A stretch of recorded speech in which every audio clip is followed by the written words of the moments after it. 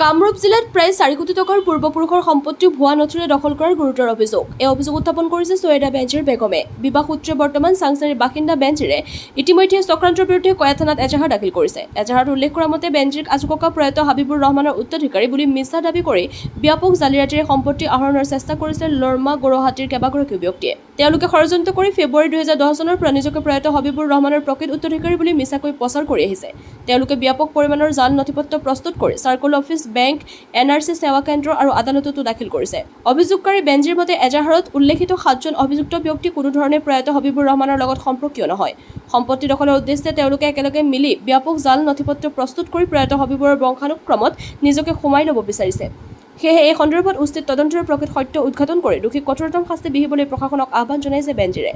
তদুপৰি এই সমগ্ৰ বিষয়টোৰ ওপৰত ৰাজ্যৰ মুখ্যমন্ত্ৰী ডক্টৰ হিমন্ত বিশ্ব শৰ্মাৰ হস্তক্ষেপ বিচাৰিছে ছৈয়দা বেনজিৰ বেগমে।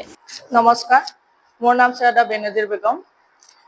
মই এটা কথা কাৰণে আহিব লগা হ'ল। সেইটো হৈছে মোৰ আজু ককাৰ নাম ছৈয়দ হবিবৰ ৰহমান। তেখেতৰ নাম লৈ নথিপত্ৰত 7জন অভিযুক্তই জালিয়াতি কৰিছে আৰু সেই 7জনৰ নামটো হৈছে ছৈয়দ চিদাদুৰ ৰহমান, ছৈয়দ ৰুবুল হক, ছৈয়দ ৰুবুল আলী, ছৈয়দ আনিছৰ ৰহমান, ছৈয়দ নজৰুল হক, ছৈয়দ আজামুল হক আৰু ছৈয়দ আতিকুৰ ৰহমান আৰু ছৈয়দ আব্দুল্লাহ আমিন। এই 7জন ব্যক্তি। আৰু এতিয়া সেই কথাটো সিহঁতে সেই ভুল নথিপত্ৰৰে নামজাৰি দি কেনে এতিয়া আমাৰ বেংকতে হওক বা NRCতে হওক বহুতো কিবা অপচেষ্টা কৰাৰ চেষ্টা চলাই থকা বুলি আমি গম পাওঁ।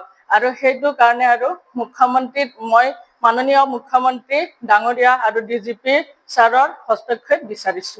হয় জনাইছো, কিন্তু প্ৰশাসনৰ এতিয়ালৈ কোনো একো সঁহাৰি পোৱা নাই। যিকোনো খবৰ আৰু বিজ্ঞাপনৰ বাবে যোগাযোগ কৰক 7896121996।